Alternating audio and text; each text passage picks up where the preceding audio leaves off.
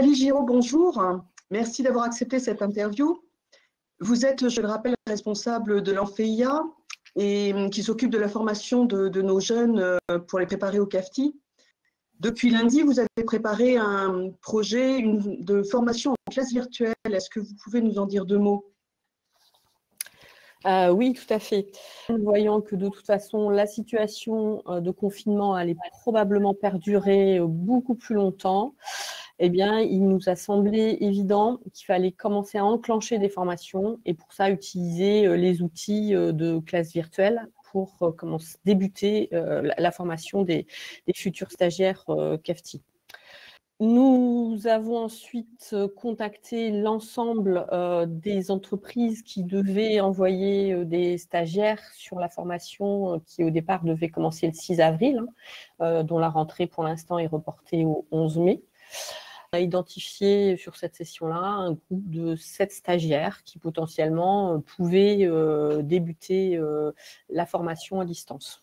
Nos objectifs en commençant ces classes virtuelles dès maintenant, c'était tout de suite d'impliquer les stagiaires dans cette formation.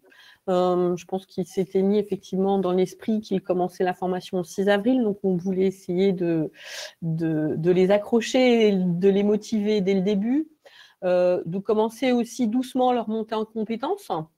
Finalement, ça va leur laisser un petit peu plus de temps pour certains apprentissages, pour s'approprier peut-être certains cours un petit peu plus compliqués pour eux. Et nous, c'était commencer à créer une dynamique pour une partie du groupe, parce que tout le monde n'est pas actuellement en classe virtuelle, mais au moins de débuter cette formation dès maintenant. Bon, lundi, concrètement, ça s'est bien passé ? De mon point de vue, ça s'est bien passé. Il y a eu des petits soucis de connexion au début. Voilà, ils n'ont pas tous des qualités de connexion qui sont identiques. Mais autrement, après, sur la prise de l'outil, pour eux, c'est assez facile. Hein. Voilà, c'est des outils avec des environnements qu'ils connaissent, avec un chat, ils utilisent ce genre d'outils tous les jours. Donc, la prise en main des outils est toujours assez simple pour les stagiaires. Enfin, hier, on a commencé par travailler sur l'histoire de l'insémination animale. Et aujourd'hui, on va plutôt présenter notre filière insémination et sélection animale. Et j'introduis la séquence en leur posant quelques questions générales sur le monde dans lequel ils vont travailler et leur marché, c'est-à-dire le nombre d'éleveurs, le nombre d'animaux, le nombre de salariés dans la filière, voilà, des questions comme ça sur lesquelles on va rebondir après et ça va nous permettre de découvrir qui nous sommes dans notre filière. Et sur la durée, c'est un programme de plusieurs semaines ? Oui, c'est un programme qui va être sur 2 semaines, pas consécutif.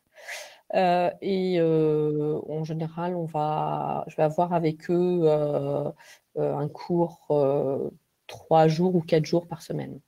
Donc, on va faire à peu près 7 heures de formation ensemble. Après les cours, on leur renverra des petits messages pour savoir s'ils ont besoin d'aide, s'ils ont des questions.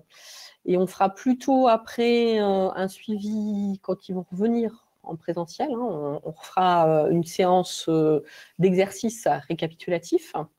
Et puis, on va leur donner aussi accès justement à un QCM en ligne sur lequel ils pourront commencer à travailler, à s'entraîner, à voir s'ils acquièrent bien toutes les notions du cours de réglementation que je vais leur faire après le cours de filière. D'accord, bon, très bien. Voilà, écoutez, on va vous souhaiter bonne chance pour la suite. Merci, et puis bien bon courage aussi à tous les stagiaires qui ont débuté cette formation et à bientôt, on espère, en visuel dans notre centre de formation. Merci beaucoup, Nathalie. Merci beaucoup, Frédéric.